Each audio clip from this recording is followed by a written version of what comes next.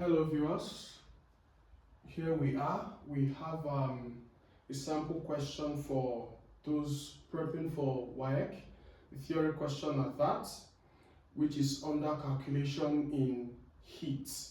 And it goes thus: a jug of heat capacity 250 joules per Kelvin contains water at 28 degrees Celsius. An electric heater of resistance 35 ohms connected to a 220 volt source is used to raise the temperature of water until it boils at 100 degrees Celsius in 4 minutes. After another 5 minutes, 300 grams of water has evaporated. Assuming no heat lost to the surroundings, calculate the 1. Mass of the water in the jug before heating. 2. Specific latent heat of vaporization of steam, given that the specific capacity of water CW equals 4,200 joules per kilogram per Kelvin. When you see a question like this, it is something you need to pay attention to details by first and foremost realizing that we have 3 things here. We have the electric heater, which is a source of heat here. We have a jug. We also have water.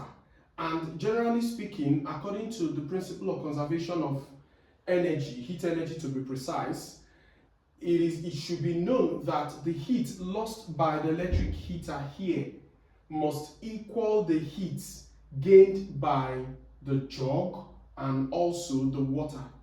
If I must say again, the electric heater is actually the hot body here, and the jug and the water are the cold bodies.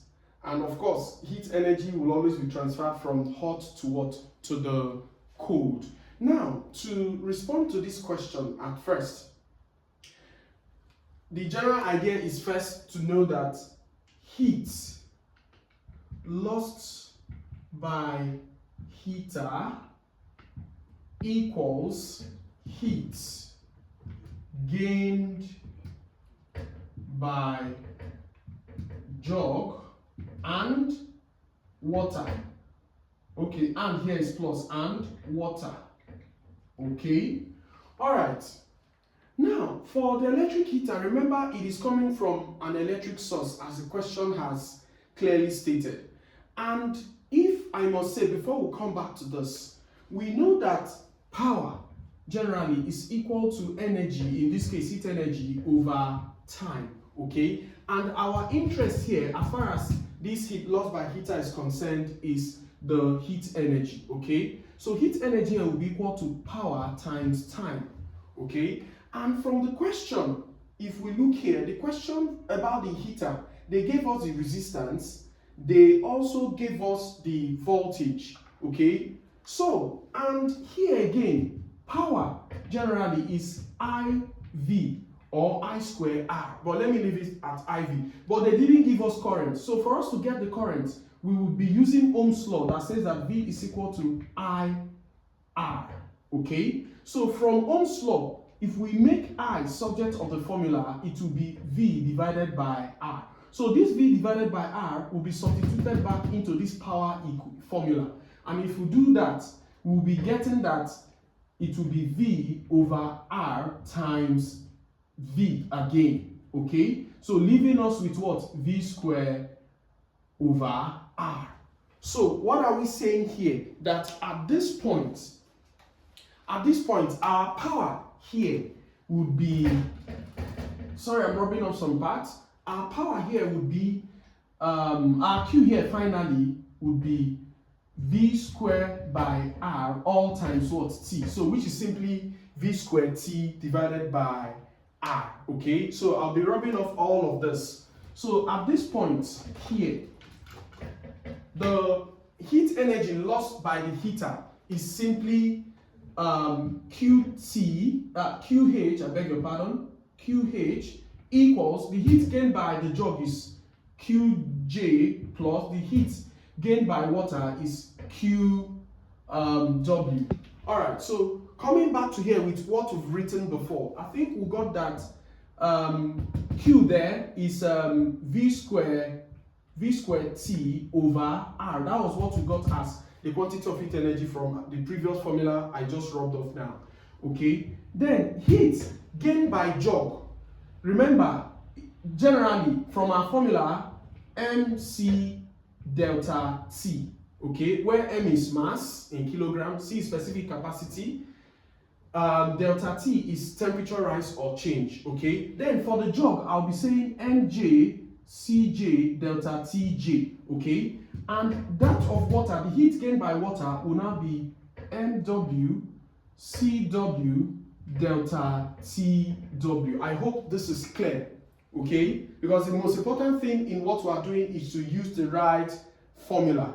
Okay, let's move on and begin to substitute our values. V, according to the question, is what? 220. So it will be 220 square times the time, which is 4 minutes. Remember, 4 minutes before it was boiled. So 4 minutes here will be 4 times, we must convert it to SI units, which is what? Times 60 to seconds, divided by the resistance R. The resistance R was given as what? 35 ohms. All equal to the mass of, now here we have a problem here. For the joule, they didn't give us the mass, they didn't give us the specific capacity, but they gave us the heat capacity. Okay, and I need you to recall that Cp, heat capacity, is equal to what? Mc. Okay, so this mjcj will be replaced by what? Cp, which is what? Heat capacity, and that will be 250. So this is 250 times the temperature rise. So the temperature rise is from is between 100 and 28. So the temperature rise there would be 100 minus 28. So I'll close the brackets here. Then plus the mass of the water is what we are looking for in the first question, times the specific capacity of water is 4,200, times the temperature rise for the jug and the water are the same. Okay, they are the same because they are together, they are the same. So it would still be 100 minus 28. Okay, 100 minus 28.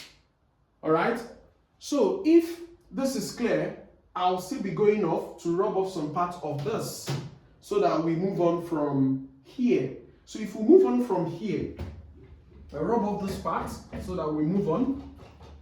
If we move on from here, let's get the value for this part of the equation. 220 square times 4 times 60 divided by 35. That leaves us with 331885.7 equals, so this, the second part now is 250 times 100 minus 28.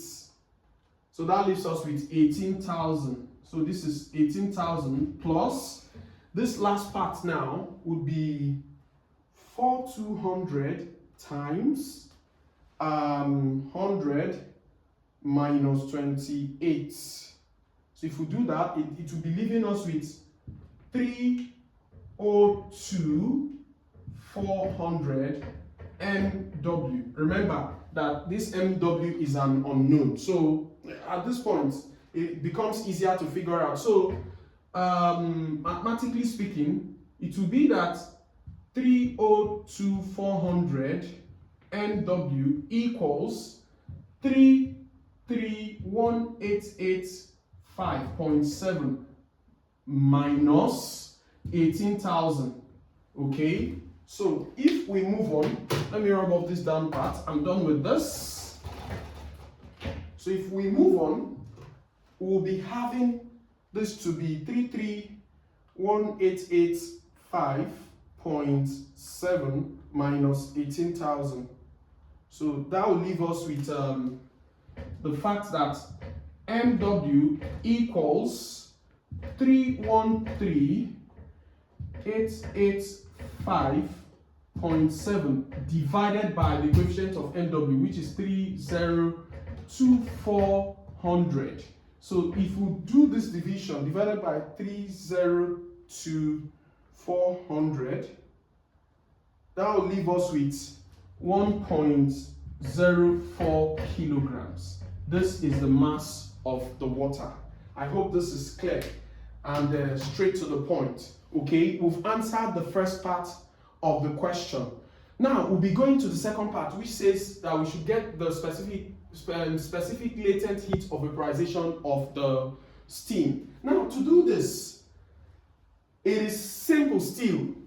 To do this here, it will continue from here. After another 5 minutes, 300 grams of water has evaporated. Okay, so we would assume that the heat energy from the electric heater is used in making the water to evaporate. So we'll be talking about latent heat of what?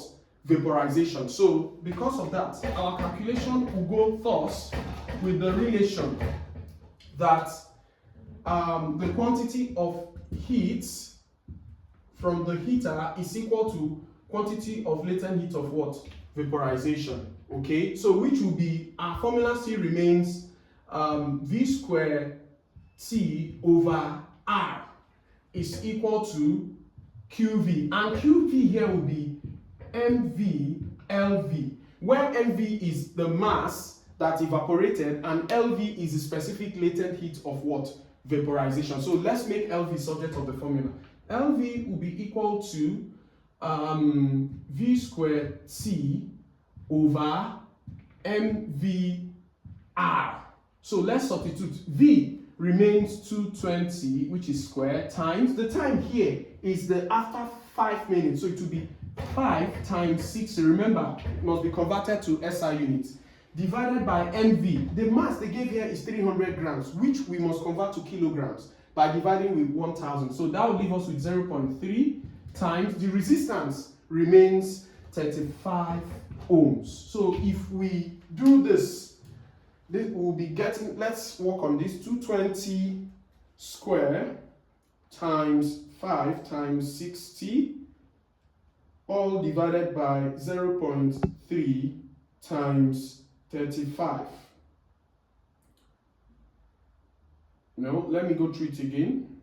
220 square times 5 times 60, all divided by 0.3 times 35.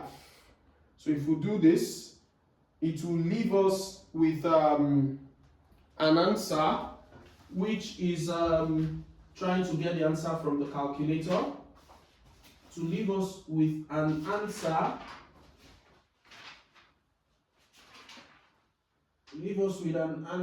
which is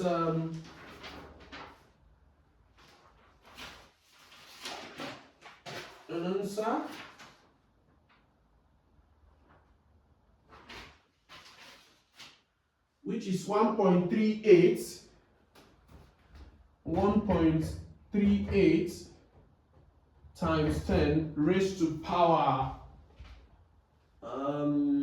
raised to power 6 joules per kilogram. It is this simple. Okay, so look at the second solution.